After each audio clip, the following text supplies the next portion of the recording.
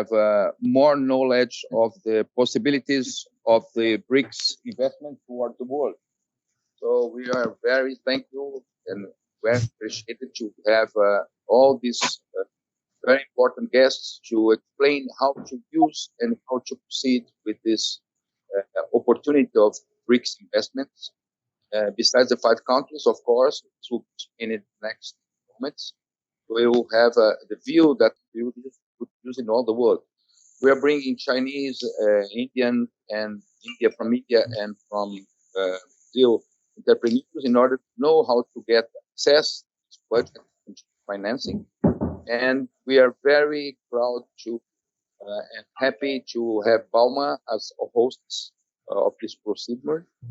Of course, the presence of the president of MDB, Bank BRICS, very important that soon Mr. Mark will be with us. Apex-Brasil, also the consul from in Shanghai will be with us. Manucci lawyers, the Council of Architects and Urbanists, ASBEA, CBCA, Steel and Construction, Abiareias, and also Fies that through Mr. Soriedin gave us a huge advertising to the construction segment in Brazil. So we are very happy to be connected, to be in this opportunity to start the 5 country BRICS development and also advertising of the procedure, how to access this financing around the world. I would like to thank you once more time, Paul, Schmidt, and also Ro, that supported us, and they are hosts and guests at bauma Construction. So I would like to give the word to Ms. Nicole Schmidt, that is CEO responsible for bauma shows around the world. Nicole is head of project group, exhibition group director of bauma. Welcome, and thank you very much for this opportunity, Nicole, that you were hosting our event of BRICS. And thank you very much. Please. Thank you very much, Mauricio. Ladies and gentlemen, good morning, good afternoon, and good evening all over the world. My name is Nicole Schmidt, Exhibition Group Director for the Worldwide bauma Network. I would like to extend my thanks to all of you from all the organizations mentioned by Mauricio joining this first BRICS Construction and Infrastructure Investment Forum. bauma Network is the largest event network of machines and equipment for the construction and mining industry in the world.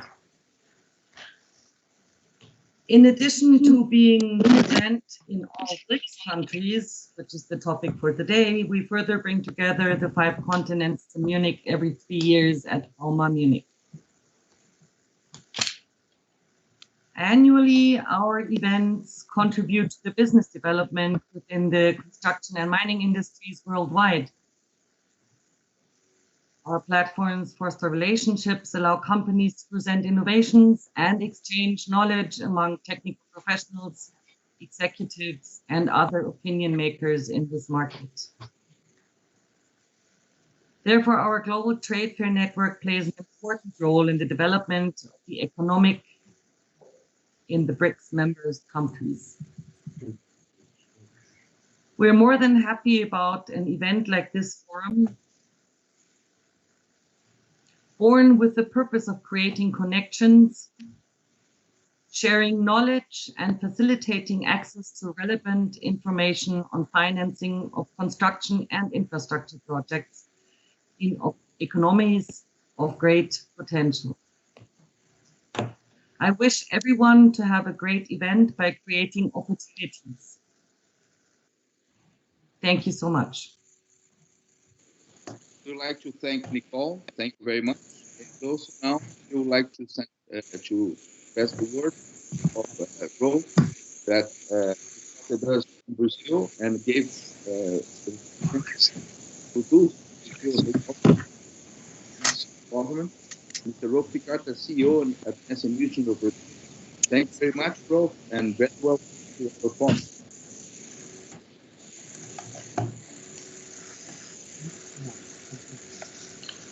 Thank you very much for this opportunity. Good morning, good afternoon. Dear ladies and gentlemen, I am Rolf Pickert, Managing Director of Messe München subsidiary in Brazil.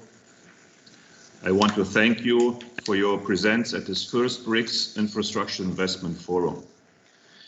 Despite a very challenging year for the world's economies, we see a positive scenario for the construction industry in Brazil. Our government has implemented important initiatives such as the new sanitation law, in addition to intensifying its efforts in the investment partnership program, the so-called PPI. Whose project portfolio is capable of transforming the country's infrastructure, considering public and private investments. Moreover, surveys conducted monthly with businessmen in the construction industry show that the current level of confidence in the industry is higher than that seen in the period before the pandemic. In other words, we have strong indications that Brazil is going to have a year of recovery and growth in the construction industry. Therefore, the first BRICS Infrastructure Investment Forum presents itself as a unique opportunity for exchange knowledge and developing a network between executive and major players in the sector at a key moment for attracting the financial resources necessary to start and emerge the projects that will lead Brazil to a new level. It's important to highlight that as part of the bauma network, we will hold in 2021 the MIT Expo, the most important construction and mining equipment fair in Latin America. From July 5th to 8th of next year, professionals, technicians from companies that purchase equipment, construction companies, mining companies, contractors, and rental companies, as well as representatives of public and private entities in an environment favorable for doing business with manufacturers of equipment for earth moving, foundation, mining, concrete, asphalt, lifting loads and people, as well as supplier of spare and wear parts, components and services essential for maintenance. In parallel to the MIT Expo, we will hold the first edition of SmartCon, an unprecedented initiative in Brazil that was born to be a platform for dissemination of new technologies and innovations for the engineering, infrastructure, real estate, and rental sectors. The event will take place between 6th and 7th of July. We'll have more than 30 simultaneous sessions and more than 60 speakers, and will allow equipment manufacturers, engineering offices, construction companies, service providers, startups, producers of new materials, mining companies for civil construction, banks, public agents, and other players in the construction industry to develop their network and share what places them at the forefront of the market. I would like to invite all of you to join our initiatives in Brazil. Please access our websites mtexpo.com.br and exposmartcon.com.br to learn more about the shows. Finally, I want you to enjoy the forum and the content that will be shared here today. Thank you very much. Thank you very much, Rolf, for your speech and your support in bauma Brazil, and also, of course, bauma International with Nicole. And we are already preparing next steps, and I hope this forum, and I'm sure that will bring lots of enlightenments to how to finance and how to increase our construction around the world. And now I would like to to have the speech of our council. We had the support of the Minister of External Relations, and they are really engaged in produce this worldwide to have this opportunity around the world. And we would like to send the speech of the Brazilian Council in Shanghai, Mr. Gilberto Moura, that gave us a lot of support to his office, and also connecting to other parts of the world through the Minister of External Relations in Brazil. Please, we'll have a short video of his presentation. So, good evening here in China, good afternoon in India, good morning, South Africa, and for my very dear Brazilian early birds, a very special hello. Dajiahao, hello everyone, as we say here in China in Mandarin. Well, may I please introduce myself? My name is Gilberto Moura. I am the Consul General of Brazil in Shanghai. Our jurisdiction includes not only this huge and beautiful metropolis of 24 million people located in East China, but also the neighboring provinces of Anhui, Jiangsu, Shandong, and Zhejiang. Those 5 regions together, my friends, they count with a population of 320 million people and a GDP superior to $3 trillion, equivalent to the German one. Therefore, you can well imagine the immense potential that embraces us. Due to the current pandemic challenges, I'm quite aware of the difficulties we have to face to keep things going. Therefore, I do congratulate all those who, directly or indirectly, are part of the organization of this forum. I do appreciate your commitment and confidence and express my pleasure to have been invited to participate in it. And I believe that bauma, this international major event for the construction industry and mining sector, which I had the honor of co-open last Tuesday, November 24th, in Shanghai with my Chinese organizers and European colleagues, is a very appropriate occasion to offer you a glimpse of the Brazilian present investment in infrastructure. And I will start with some figures concerning foreign investments in Brazil. According to the United Nations Conference for Trade and Development, the flux of foreign investments in Brazil has jumped from $60 billion in 2018 to $72 billion in 2019. So a more than 20% increase in a single year. And Brazil was the major receptor of foreign investments in Latin America and second among developing countries, only behind China. Its growth was due to the endeavors of the Brazilian government in winding up its program of privatizations and concessions. Important investments were driven to renewable energies, contemplating 42 new projects. In June 2020, Brazil had received 71.7 billion of investments, almost 5% of its GDP. And I would like to draw your attention to the concession of the federal government in 2021, the so-called PPI auctions, public-private auctions. So they cover different areas like port terminals 60, highways 7,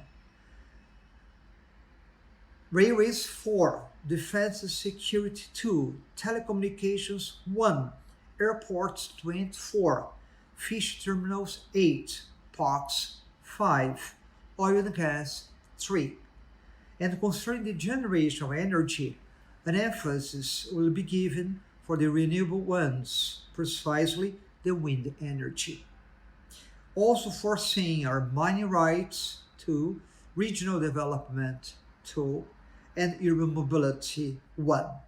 Furthermore, subnational level utilities 24, among urban solid waste, water and wastewater, wastewater service, and public lightnings. If you'd like to have more information, more details about all those actions, please consult the ppi.gov.br, BR for Brazil, GOV, government, and PPI. Among those programs, one of the most important envisages the so-called Ferrogrão, is a greenfield project of building a 993-kilometer railway that will link 2 Brazilian cities, Sino in Mato Grosso do Sul, a major agricultural Brazilian federal state, and Miritituba, a seaport in Pará in the Amazon region. This railway, estimated $4 billion, will strongly improve the flow of the agricultural production. Also important are the sanitation and drainage projects. products. They may offer new opportunities for major foreign investments in Brazil. My friends, as I said before, those are just glimpses of huge potential for investors. This Consulate General, the Brazilian Ministry of Foreign Affairs, and the remaining entities of the Brazilian government are, of course, at your disposal if you wish further information on this issue. I wish you all a very useful forum, and may I express my real pleasure to be with you, even if not in a presidential way, as is always desirable. Thank you really very much, and I say thank you also in Chinese, 谢谢. Bye-bye, all of you. Thank you very much, Mr. Gilberto Moura, with his office always open in Shanghai when we visit the city. And let's prepare for next projects in the 2021 agenda. We are working very hard to prepare a football forum in July, and also supporting our initiatives through BRICS and other entrepreneurial needs regarding construction. At the moment, I would like to thank you very much the presence of the President Marcos Trujillo. Mr. Roberto Paranhos did a great approach to BRICS banks, and we are very honored to have NDB supporting us and also giving information to the entrepreneurs that are listening to us. Thank you very much, and I'll give the speech to the President of NDB Bank, Mr. Marcos Trujillo. Thank you to be present and to be with us. Thank you very much. Can you hear me well? Very well, thank you. Wonderful. So good evening, good morning, and good afternoon to everyone. It's a pleasure for me to join this Infrastructure Investment Forum. So congratulations, Mauricio, in putting this together. I also wanted to say hi to my friend Roberto Paranhos, who has facilitated the invitation for me to speak at this juncture. And I do so, as you have mentioned, from the New Development Bank, an institution that was set up by Brazil, Russia, India, China, and South Africa 6 years ago during the Fortaleza Summit of the BRICS heads of state, and that came into operation in 2015. And it's truly extraordinary that the New Development Bank, which focuses on infrastructure investment and sustainable development activities, came from a position of only existent on paper 5 years ago, and now featuring a portfolio of about $21 billion in our 5 member countries in areas as diverse as water and sanitation, energy, transportation, connectivity, and so many that are key not only to the traditional challenges of infrastructure, but also those that are more akin to the 4th industrial revolution. We are a demand-driven institution, so the projects that we help finance are those that are identified by our own member countries as the ones meriting priority attention, and beyond our duty in terms of complementing the existing multilateral efforts to provide resources and ideas for infrastructure expansion. We have also risen to the occasion of facing up to the very hard challenge that is posed to all economies across the world in the context of this pandemic that we are now experiencing. So one of the ways in which we have shown our presence in this arena is by putting together an emergency assistance program in the amount of $10 billion, half of which are focused on health-related investment and social relief, and the other 50% are more directed to small and medium-sized enterprises, where an important portion of jobs generation takes place, sustainable infrastructure, and those activities that can help our member countries truly boost their way back into economic recovery. This is a particularly important process because, as we all know, the world is also undergoing very important structural changes in which the emerging markets are are taking up a bigger and bigger slice of the global GDP share.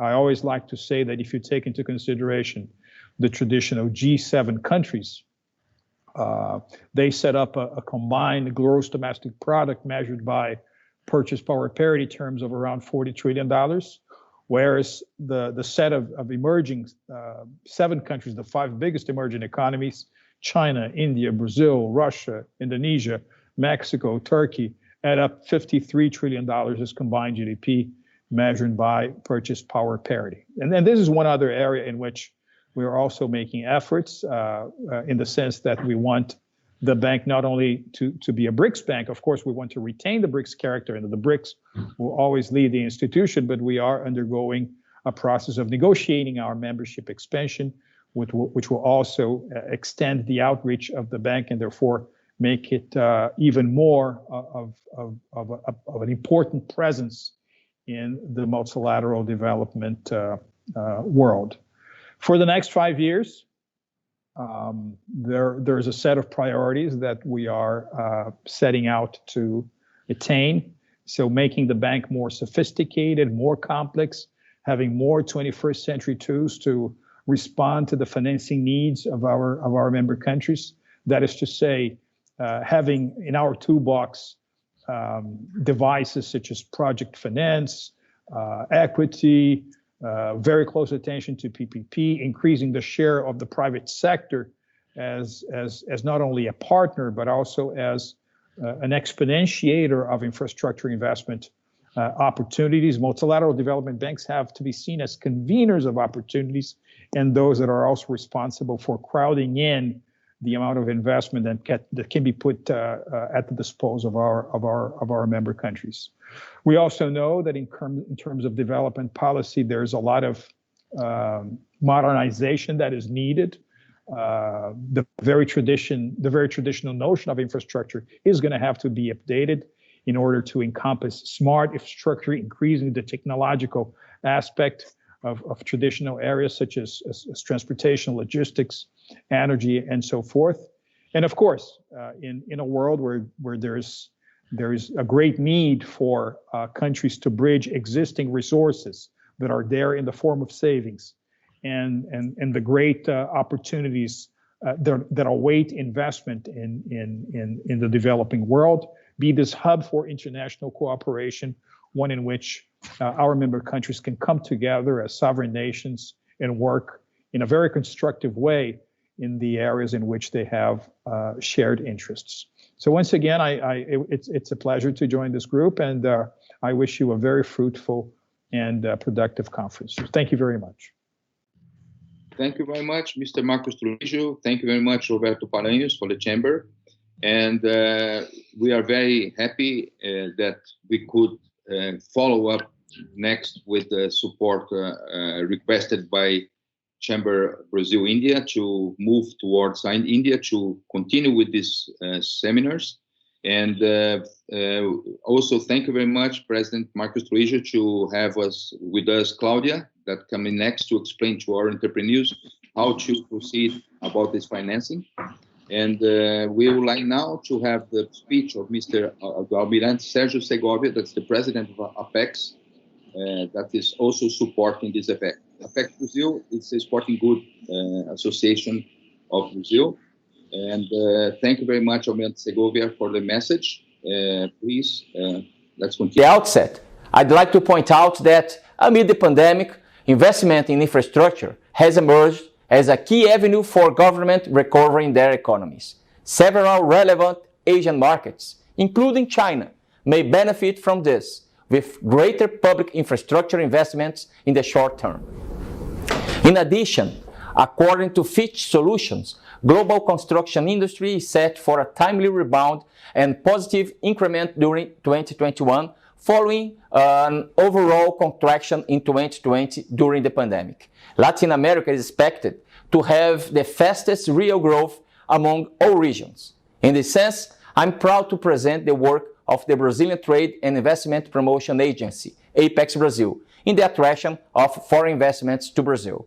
Despite the current global emergency, the agency was directly responsible this far in 2020 for facilitating $4.07 billion in foreign direct investments, FDI, in Brazil. Our mission is to increasingly encourage investors to discover the opportunities offered by Brazil, covering all their needs and offering timely support, accurate connections with public and private players, as well as providing precise and quality information. Brazil is huge in size, in population, and in opportunities for investments, and it is important to highlight some information about the country. With a gross domestic product, GDP, of $1.84 trillion, Brazil is the 9th biggest economy in the world and the first in Latin America. In this challenging year, the Brazilian economy is recovering at a faster pace than initially expected. Not only the predictions for economic growth are being revised upwards for the current year, but also for the next 2 years as the economic agents develop more optimistic beliefs toward the future. Brazil is one of the top world agribusiness exporters, and its exports have surpassed imports in $42 billion in 2020, proving that as a major player in international trade, Brazil is also being a key supplier for countries worldwide. Data from the Ministry of Agriculture mention another historical record in grain production this year. According to an index produced by the US consultancy firm A.T. Kearney, released last June 2020, Brazil is again on the list of the 25 most reliable countries for foreign direct investments. Only 3 emerging markets are on that list: China, the United Arab Emirates, and Brazil. 2 factors have mainly boosted this confidence in Brazil: regulatory and structural reforms, and the Brazilian government's efforts to expand privatizations and concessions. This recognition allows us to stay optimistic, even in the face of the pandemic situation. Similarly, we are aware of the domestic scenario as well as the global context. UNCTAD and the OECD have predicted a reduction of up 40% in worldwide FDI, which since 2005 had been above $1 trillion. In Brazil, the central bank estimates a drop of 29.2% on FDI. However, we rely on history. The country has prevailed over all other previous crises and has managed to keep growing steadily. Brazilian institutions show high resilience to cope with challenges. In fact, these are challenging times, but the maintenance of international investment flows is crucial for global economies. Brazil has the largest concession and privatization portfolio in the world, and especially since 2016, the Brazilian government has worked persistently to open its infrastructure opportunities to foreign investors with a strong promotion of its projects. Considering the COVID-19 pandemic and the impossibility of conducting face-to-face roadshows around the world, Apex-Brasil has proposed a series of events focused on the infrastructure sector called Invest in Brazil Infrastructure. 5 events were organized to promote and inform foreign investors on the competitive opportunities offered by Brazil, with the participation of the Brazilian government, public and private institutions, as well as distinct diplomatic bodies. The results were expressive, totaling almost 2,000 participants from 50 countries, which resulted in over 30 bilateral business meetings facilitated by Apex-Brasil. To conclude my remarks, I'd like to point out that this event is a wake-up call to strengthen business relations between our countries and foreign investors, who can undoubtedly expect to benefit from substantial new opportunities in Brazil in the coming years. Keep in mind that Apex-Brasil is at our service for any need you may have for safely landing in the country. Please try to access our bulletin with regulatory information on infrastructure, ports, agribusiness, renewable energy, health, and other sectors. The publication is monthly available in English on our website. There is a need, more than ever, to be ahead of time. And our doors are open to facilitate your investments in Brazil. Invest with confidence, invest with Apex-Brasil. Thank you very much. To have this initiative and also your invitations through India as well, and also the strength that you supported us with the NDB Bank. And in sequence of our presentation, I'll give the speech to Mr. Ricardo Silva, President of SAS Studios, that will follow up with some informations through the group. And he will take care of the second panel of our Forum of Investments. Welcome, Ricardo. Thank you. Good morning, good afternoon, good evening for everyone. And in this panel, in this session, we will address the following topics. First one, the great opportunity to understand the viable credit lines and what are the necessary procedures to be followed to submit the projects to the NDB, the New Development Bank. The second one, the work that has been done by Apex-Brasil in promoting exports, internationalization, and investments. And the third one, a brief intro about Investing India. I will now quickly introduce the professionals that will be in this panel. The first one is our moderator, Mr. Roberto Paranhos do Rio Branco, President of the Brazil-India Chamber of Commerce. He is Director of DEREX, Fiesp Export Department, member of CONSEC and the Fiesp Economics Council, both departments of Federation of Industries of the state of São Paulo in Brazil. He has extensive trade experience in the United States, Europe, Asia, heavily in Japan, and Central and South America, and a good experience in the Middle East, Africa, and Canada, and deeply one with India throughout his professional life. The second one will be Mrs. Claudia Prats, General Director of NDB, New Development Bank, Regional Office for the Americas. She's an economist with a master's degree in economics from UFRJ and MBA in finance from Copenhagen. She is executive with a 26 years career at the National Bank of Economic and Social Development, BNDES, experience in several areas throughout the career. She was BNDES director between June of 2016 and March 2019, responsible for the industry and services, business and origination and the sport areas. The third one will be Mrs. Maria Luisa Cravo Wittenberg, investment manager of Apex-Brasil. She is the investment coordinator of the Brazilian Trade and Investment Promotion Agency Apex-Brasil, where she is responsible for the activities related to investment attraction to sectors such as renewable energy, oil and gas, infrastructure and agribusiness. She has been part of the agency staff since 2007 and possesses extensive knowledge of Brazil, its industry sectors, and the legislation related to the foreign direct investments, having managed activities related to inward and outward FDI for more than 8 years.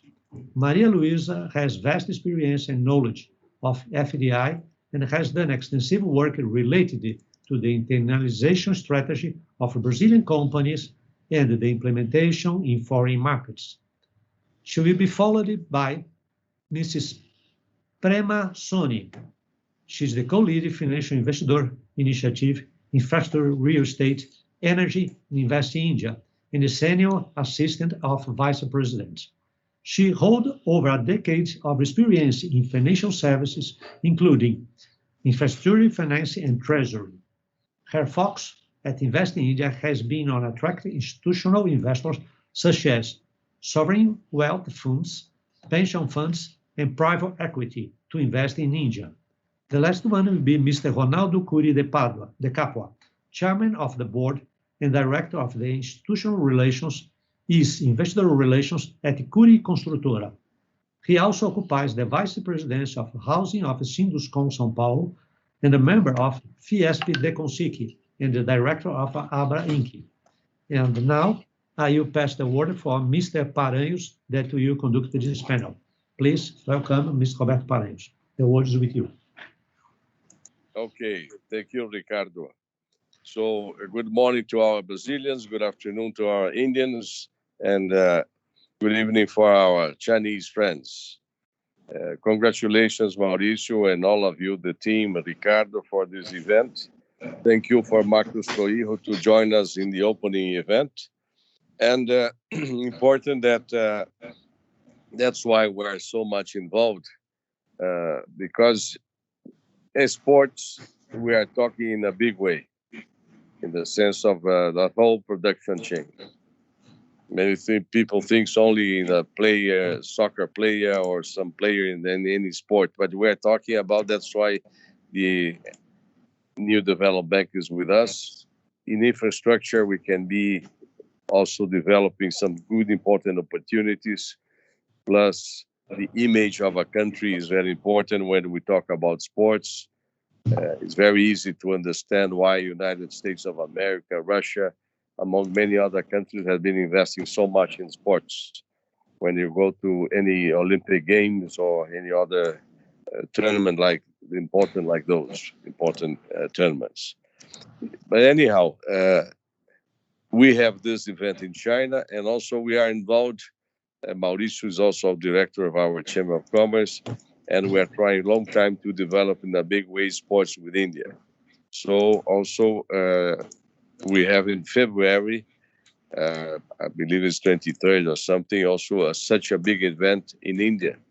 So that's why I'm thanking Prerna, since our friend, president of Invest India, could not be together with us this afternoon, because he has a meeting with all the Ministry of India at the last moment. But Prerna is with us, and so it's very important that we will be having the support for Invest India. Among the most important agreements that we signed at the beginning of this year, in a very important mission that we had, led by our president of Brazil, one of the most important was exactly the agreement between our Segovia, just spoke, president of Apex, with our president of Invest India, Mr. Deepak Bagla. So saying these words is such an important opportunity. I would like to pass the word and giving the salute to our members of our panel, but I would like to pass the word to Claudia Prates from our New Development Bank. Claudia, please, you have the word. Okay, Thank you. Okay, so good morning and good afternoon. Thank you for the invitation. I'm very pleased to be here. I prepare a presentation for the benefit of time that I can show the bank, as Marcos Troijo has already spoken in the beginning of the seminar. So I think it would be good if I could do a small presentation to show the bank, to show our numbers, and for you to know more about the bank, if it's possible. So I sent the presentation. I don't know if you have it. I'm quite sure, yes. Sent it yesterday. Can I see it? So if it's not possible, I can talk a little bit more about the bank. So as Troijo said, the bank was formed by the BRICS countries, but it's open for other members. And since it starts its operations, we have already approved more than 61 projects for all member countries. We are focused on infrastructure and sustainable development projects. So that's why we finance some industry, but also mainly focus on reducing carbon emissions and also sustainable projects related to climate change, etc. We are very focused on climate change and also to promote more equality amongst our member countries. And it's important to say that the BRICS countries has the main part of the GDP in the world, and the growth of the GDP in the world. This is very important to say. So it's a very important path for investments and also to the growth of the economy. In Brazil, We started our operations in 2016 in a non-lending through BNDES, and now we achieved more than $2.6 billion in projects in Brazil. We have already 9 projects approved, and for this year we expect to achieve at the end of the year a portfolio for about $4 billion for Brazil. So we are growing in Brazil, financing investments, focusing in infrastructure, and also we can help some companies to be more adhere to the challenges in climate change and sustainable projects. In the sport infrastructure. Thank you very much. Geraldine, can you give me just 1 second? A very important issue. Yes, please. We brief sports, Sergio and myself, with Abriesp, and we would like to ask if Claudia could please give us an idea, because we know sports in infrastructure is part, but as Sergio is suggesting, that would be great if we could have big events and also somehow have BRICS, NDB Bank supporting. Can you enlighten us with this question of sports through mega events or even infrastructure in sports, Claudia, to give our audience and to Mr. Randy also an idea how we can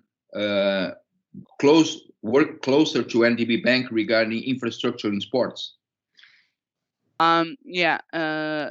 We are linked to the infrastructure. If you have some investments in infrastructure for sports, let's see some apparels or some sports place for sports events, if it's related to infrastructure in the surroundings, this we can finance, but not OPEX, etc. Related to sports. So only investments in infrastructure. If there's a company that wants to invest, private company or the municipality that wants to invest in a sport related to infrastructure, we can finance for sure. Sergio, since you work in the Pan American events and you did many inclusions in the huge events, would you like to suggest or ask something to Claudia? Because now we have the opportunity to hope in a way that we could go through Minister of Sports, Minister of Citizenship, and also through sports to support and enhance our segment. Yeah, thank you very much again for another opportunity to talk about this. We had a very big, very productive experience in Peru in the last Pan American Games, and we have a very good connections with the Pan American entity that represents the sport for all the Americas. And they have intention to be to make their event in Brazil, and they are looking for an opportunity to bring back again the Pan American Games in Brazil, and probably and certainly found a different way to financing the infrastructure for that. It's a big opportunity. And I don't know if the BRICS has some experience in financing the infrastructure for big events. And certainly, if we have that in order to make better management of the games, and probably to make to assure that we have the right budget to develop the infrastructure for that, certainly it will be easier to make the games in Brazil and other countries. And that is the idea. If the BRICS can have a product to financing infrastructure for games like that, Pan American Games or South American Games or South American Games or things like that, that will be very good for development of the economy of the cities and for the sports in general. What do you think about? I don't know if you, Claudia Pratis, think about that, if that is something possible or not. No, you have no sound. When you talk about infrastructure for an event, it's the like, let's say it's for the event. It's not the apparel or the city needs to improve the infrastructure of the city to accomplish the event, or is this a short-term investment? I'm talking about the venues. I'm talking about the stadiums, the mobility, the city infrastructure. Let's say the apartments for the athletes or things like that. For instance, in Rio now, Claudia, we have the Masters game. It's going to happen in Rio next year. So they're going to refurb and redo lots of arenas again to support athletes that will come from all over the world. So in the case of Rio or São Paulo that wants to hold something very big that will be related to infrastructure, mobility, all the topics that are now with the pandemic, also the sanity problem. So is there a way that a city could be supported through NDB Bank and to represent? If the municipality has capacity of payment, we can finance the municipality for this kind of investments, for sure. Okay, another possibility, I'm sorry, Maurice, just a little minute more. It's about the programs that makes many different little investments inside of one state. Let's say if São Paulo state wants to make 200 football fields in 200 different cities, is that possible to financing something like that? Let me add also, please, Claudia and Mauricio, and the multi-arena became a big business in Brazil and in other countries. Multi-arena also could have been included, Claudia, in some kind of financing, making a multi-arena, one stadium transforming multi-arena for many different purposes. Yes, we can analyze the project, and if it's feasible, we can finance with the state as a borrower or the municipality, but we have to see the capacity of payment and also analyze the project if it's feasible. Okay. Okay, thank you. Okay, may I ask a question? Can you hear me? May I ask a question? Sure. Hello. Okay. It's pretty simple. So yes, I want to ask a little bit about how you do the financing. Do you see if the investment can get a return in like 10 years, 20 years, low interest funding? Is that what you're offering?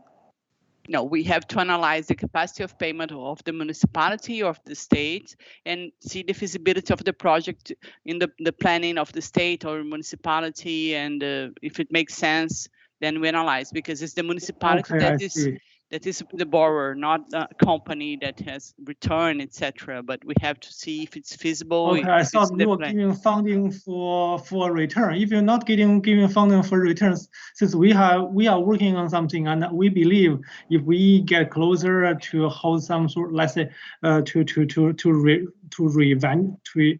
reconstruct something from your side, or let me see how I put this. Let's say we construct something with more technology inside to put something inside, so that this old venue can make profit, and will be more benefit for all the people working in it and all the citizens around the area. Is that something that you are also considering funding? Yes, we consider that. Okay, that sounds good. We are working something like this with our partners there, so that sounds good. Okay.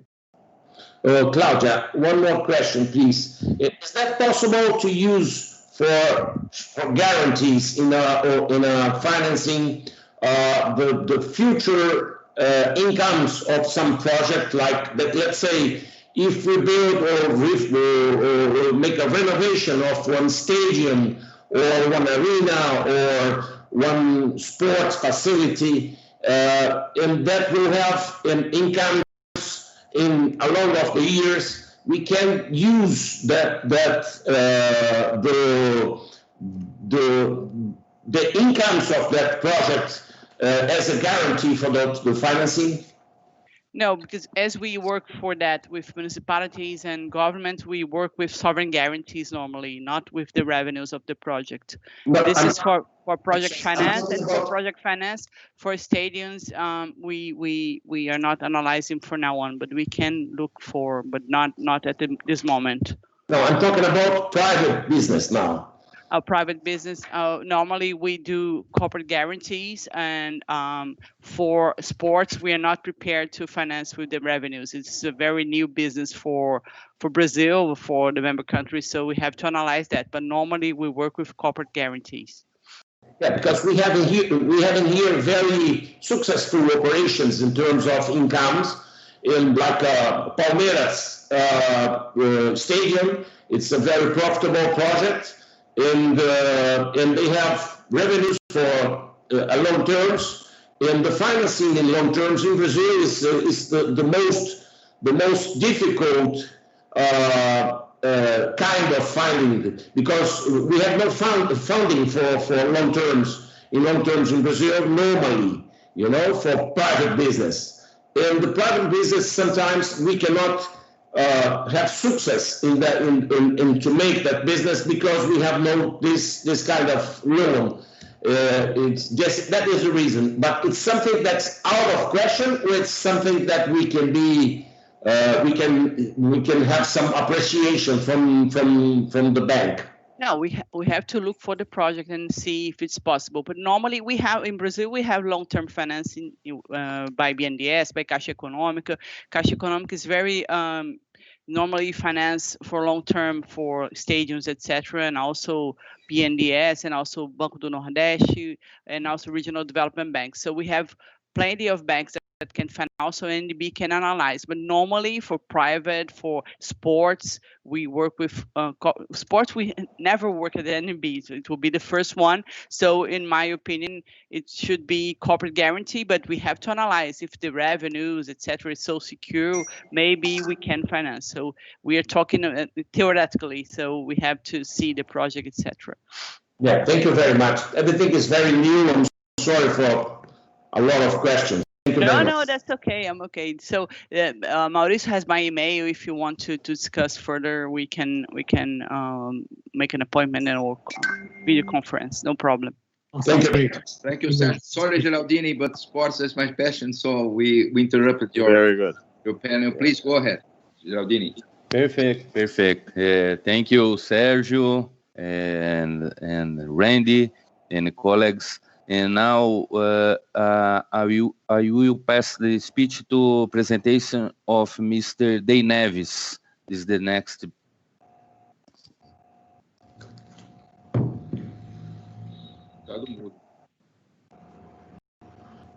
Mudo. Are you guys listening? Yes. Yes. Okay. Hello, everybody, and ladies and gentlemen. We salute you all and hope you are all safe and healthy. We will be brief in our presentation as we seem to be a bit behind our schedule. My name is Day Neves. I am a partner from Manute Advogados, an international law firm with offices here in São Paulo, also Belo Horizonte, Paris, Marseille, Brussels, Shanghai, Hong Kong, and Casablanca. As Rolf and most of other participants have already mentioned, we are coming to an end of a very difficult year from an economic and social perspective. Still, in addition to help flattening the curve, isolation also allows us to step back and gain perspective about the infrastructure projects and solutions our country so critically needs. Our hopes remain high, and we are working hard to pave the way for a solid green recovery of our economy in the upcoming years. There's a whole array of factors helping infrastructure markets locally. The strive of the federal government bid well-designed projects in an orderly and responsible manner. Our country's everlasting need to expand its infrastructure, and also our opportunity to make better use of our already clean and renewable power generation framework when compared to the rest of the world. Upcoming road, sanitation, and telecom bids present very interesting investment opportunities. The new sanitation law in particular opens up a wide range of opportunities, not only for construction companies and investors, but also for telecom companies wishing to make use of the public construction works that will take place to lay additional telecom infrastructure, for instance.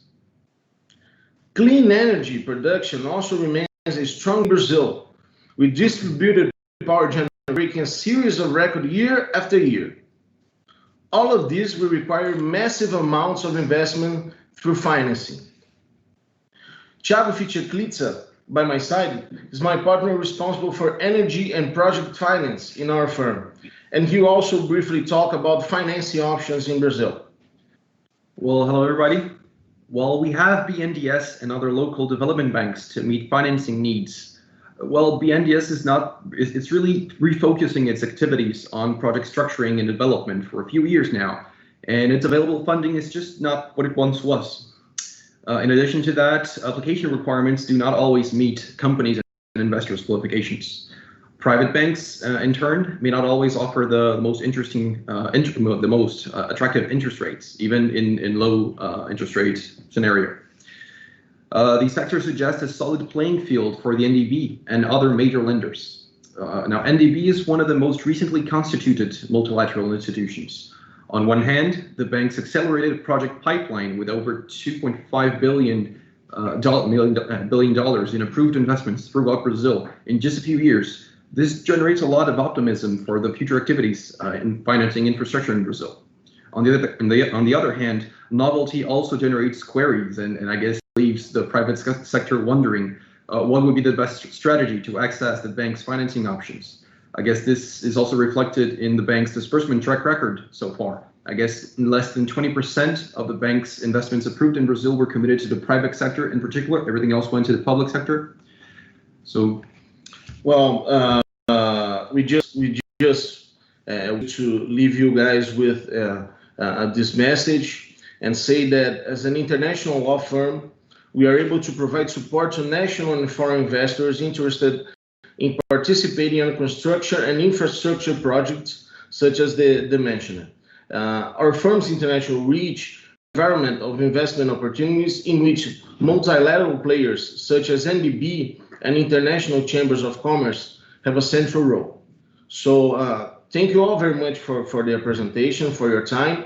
And we would like to leave you guys and Claudia with a question. Thiago, if you may. Yes, Claudia, if I may make a question, what would be the main requirements, I guess, from a theoretical perspective, since you have to take a look at the practical project, as you mentioned before?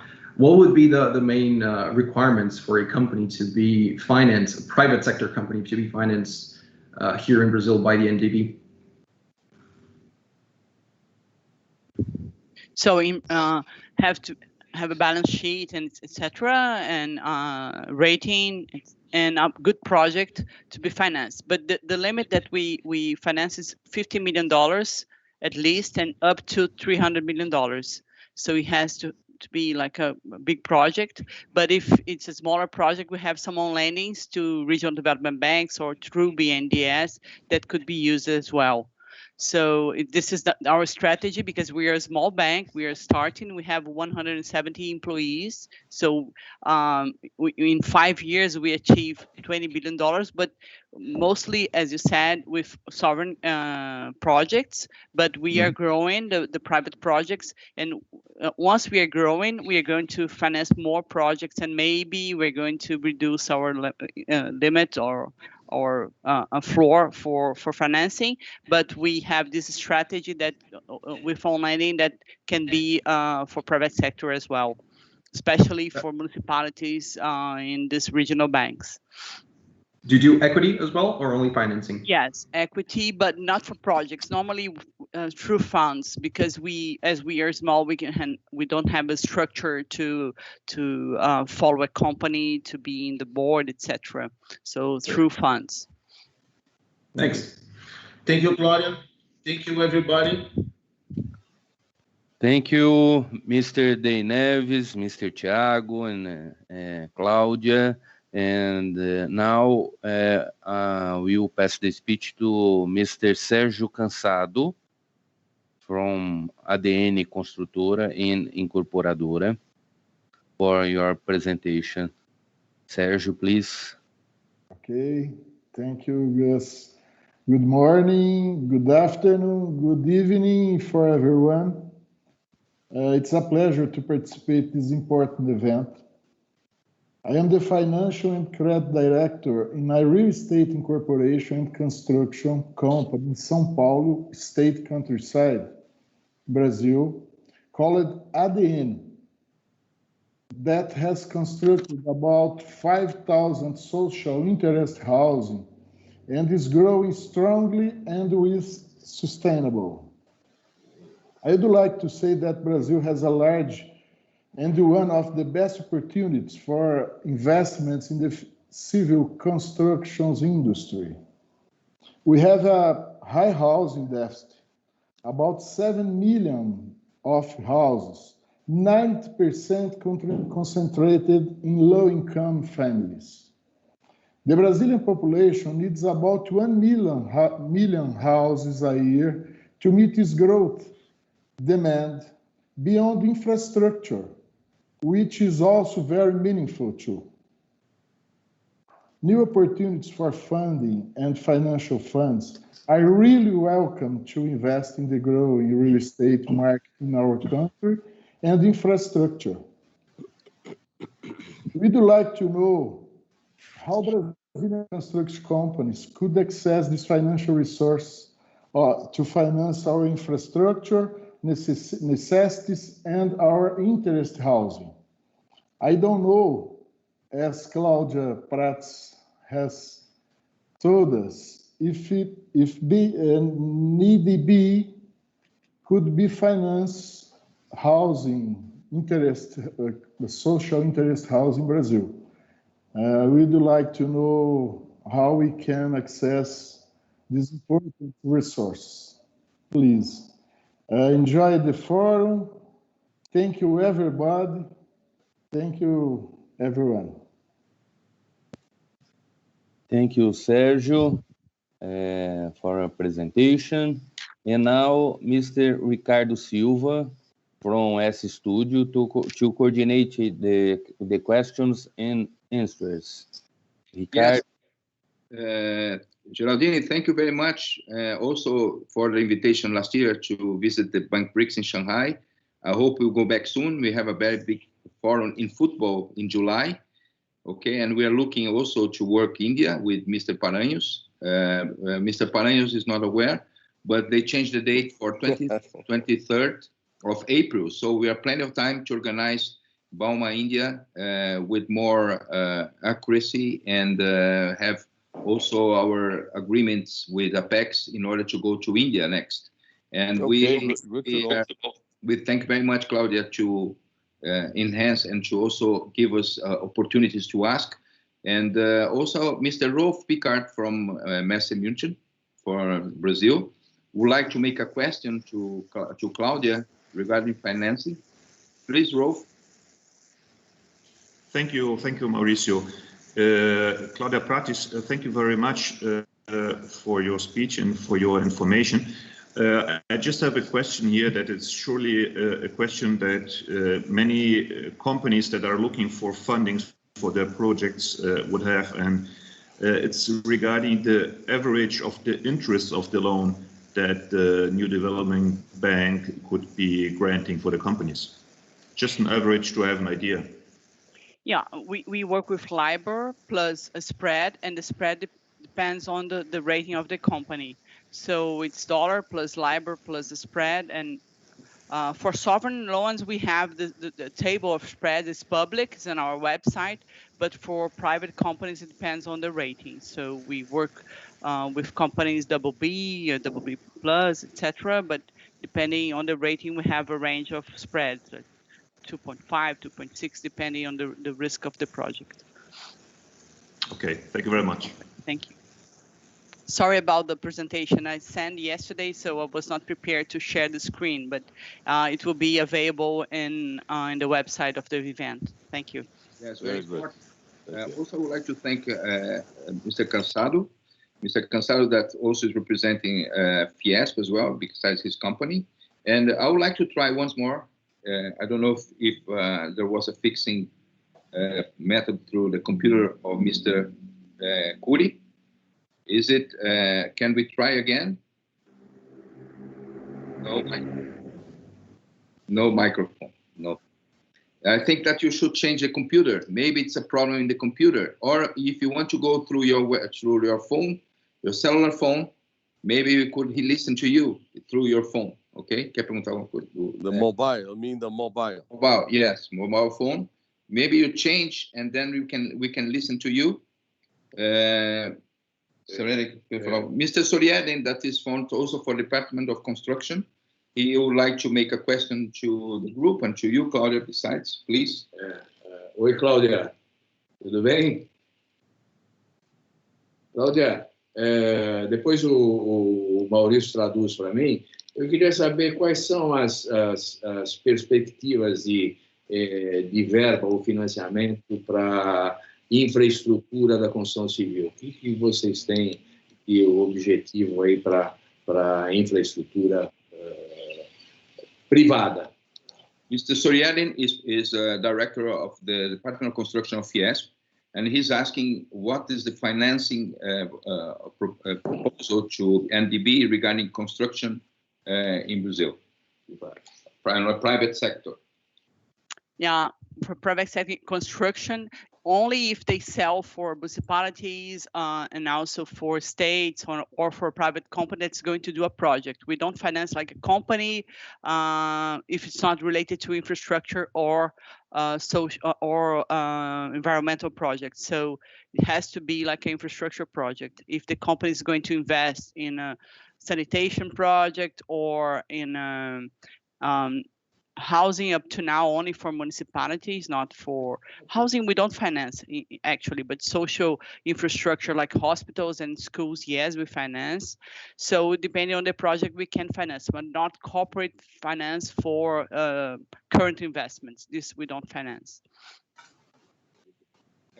Randy, also since you are in construction, the Soriani is also asking you, how is the procedure of financing in construction in China to civil construction, to private initiatives? How is the financing method?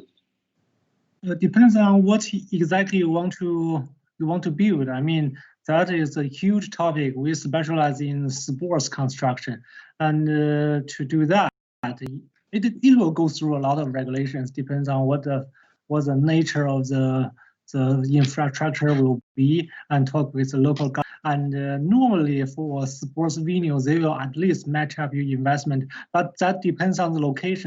If the investment is in some, let's say, not really developed area, the government will more investment, and they will even grant you the right of the related. Let's say you build a venue, and then they will basically attach several pieces of land with the venue together, so that to ask you to make the investment, something like that. Is that what you're asking for? Is that what you're asking? Yes, exactly. So the same question from Mr. Soriani will go to India, President. If you could please enlighten us about the financing process in private construction in India. Thank you. So private construction companies in India mainly have 2 to 3 sources of funding. One, of course, is in the case of contracts which are EPC in nature. The entire contract for any infrastructure is funded by the government of India. In cases wherein we have a public-private partnership, of course, there is debt financing that needs to be raised along with equity. The latest trend that we have seen in India is that when equity is being put in by private parties, a lot of them are raising money from institutional investors such as sovereign wealth funds and pension funds. That's how a lot of them have raised money. Debt financing, India has a very well-established domestic debt market.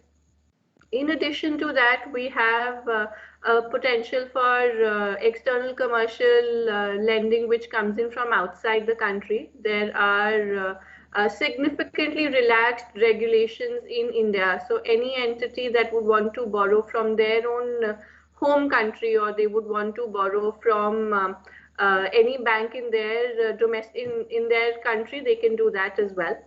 In addition to that, India has a potential for new innovative financing, which is currently happening in infrastructure.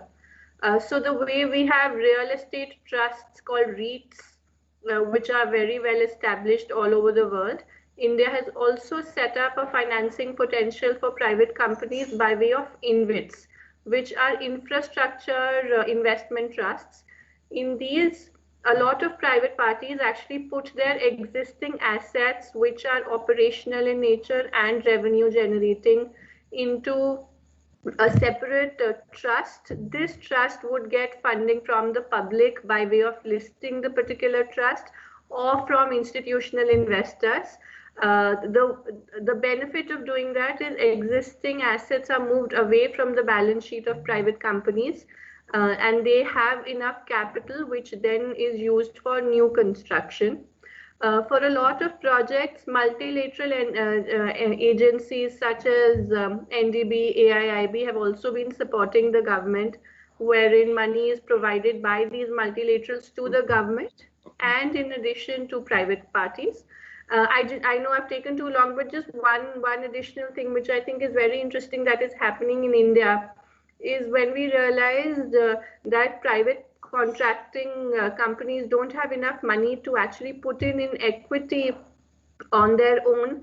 Government has started providing 40% of the project cost on its own, and for the remaining 60%, considering the 70-30 rule, only 30% of the balance 60%, which means effectively only 18% of the overall requirement has to come in from the private party by way of equity.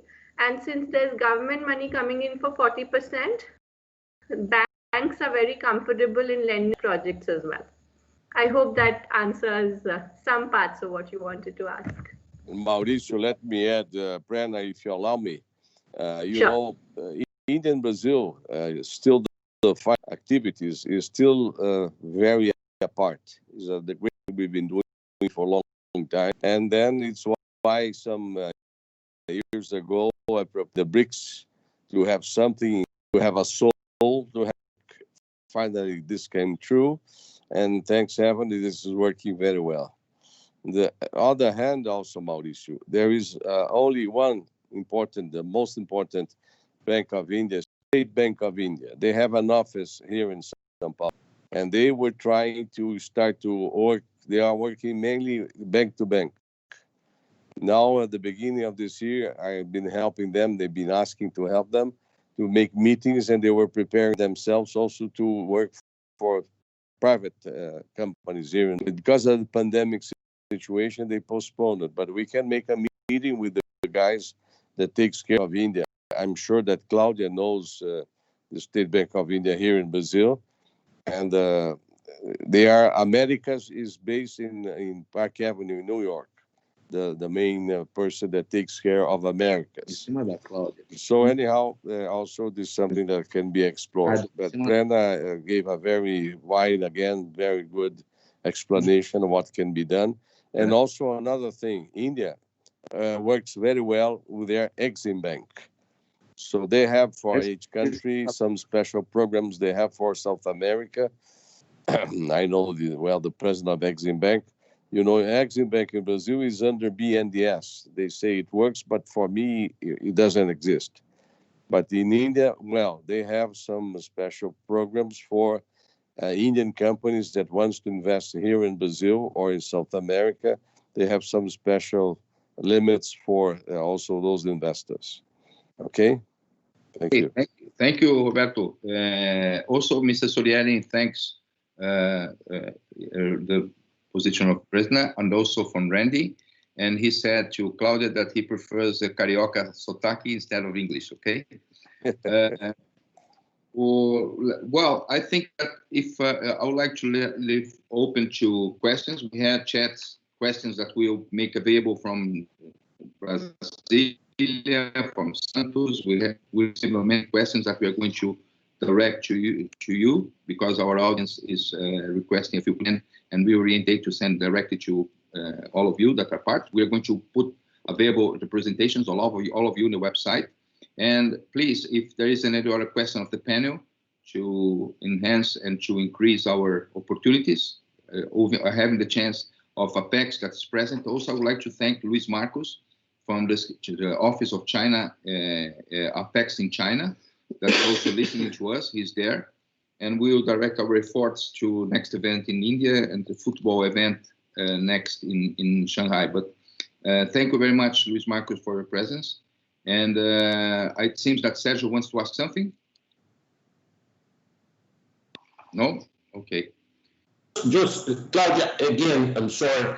It's something in your experience in the bank, at the bank, you have some experience into financing something for the development of the infrastructure, but financing the industry, let's say, even have the right guarantees to financing something like a industrial project. Is something that it's inside of the products of the bank to finance an industrial project? No, the bank mandate is only infrastructure and social infrastructure, not industry projects.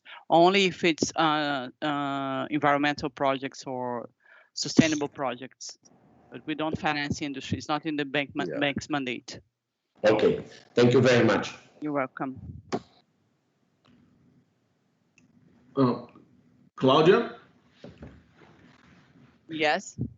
This is Day. I would like to make a question to you. You already said that, of course, you are most interested in infrastructure projects, right? And I would like to ask you if you have a specific interest from any kind of projects that you are developing, and if you have any projects, if you have been consulted regarding sanitation projects or distributed power generation projects. Infrastructure. Yes, these projects can be financed. We have some projects related to wind power plants and also solar plants. And in the bank finance also distribution projects, and sanitation is our mandate. We are analyzing some projects regarding that. So this is our core business. Okay, thank you. Welcome.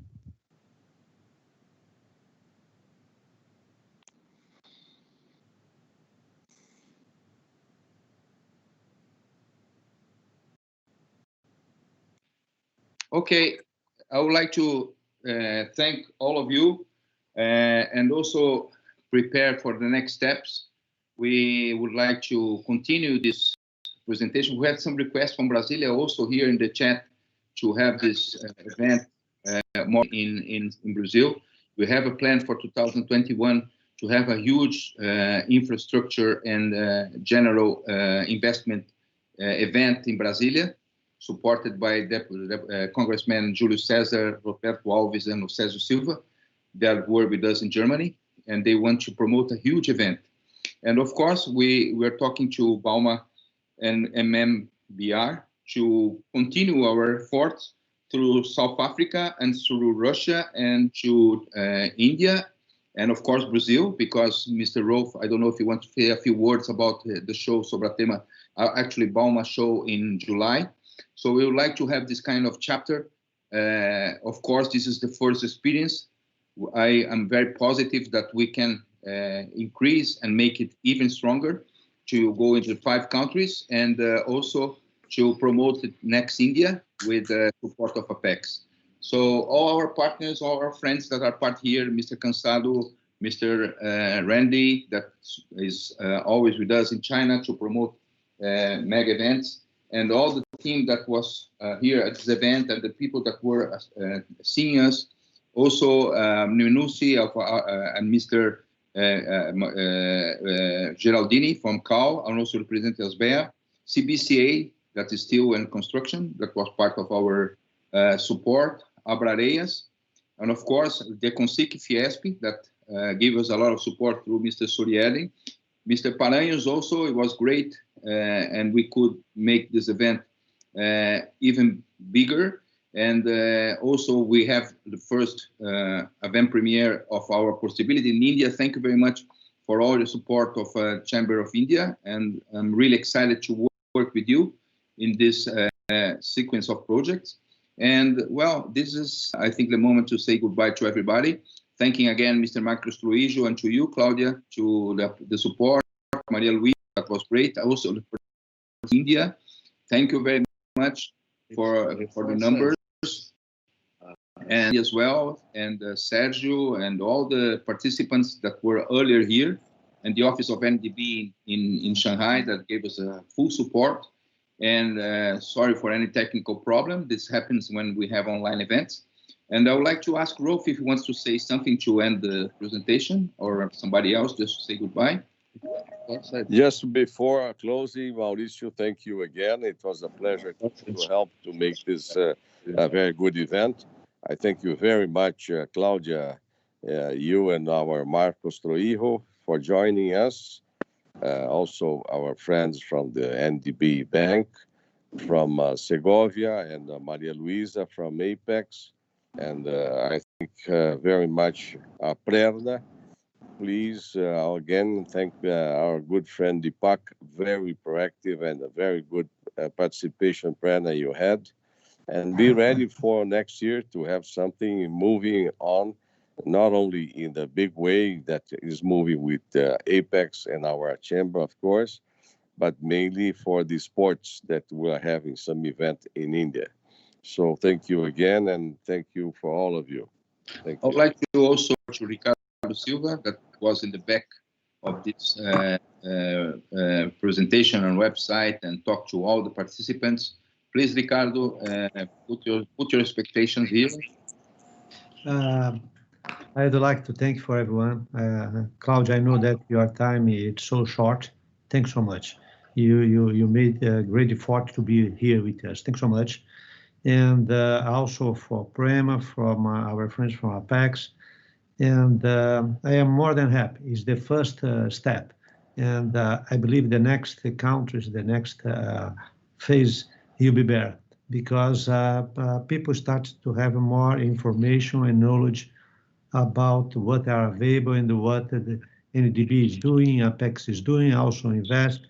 And this network is very important for in this level of participants. Thanks so much, Mauricio. Once again, congratulations. You have a vision, and now it's held. Thanks so much for everyone. Thank you, Rolf. Please, if you want to say a few words. Bye. Yeah, just a few words. Thank you very much, Mauricio. Thank you very much, Ricardo, for organizing this event. Thank you very much for the very important information regarding this issue, regarding the projects we have. And of course, thank you very much for all the participants, for all the online participants. Thank you. Okay, see you in India. Bye. Oeste in Brazil. Take care, all of you. Thank you. Bye. Thank you. Bye, Ricardo, Sérgio, Sérgio. Thank you. Bye bye. Thank you, Claudia. Muito obrigado, Claudia. Bye bye, everybody. Bye bye.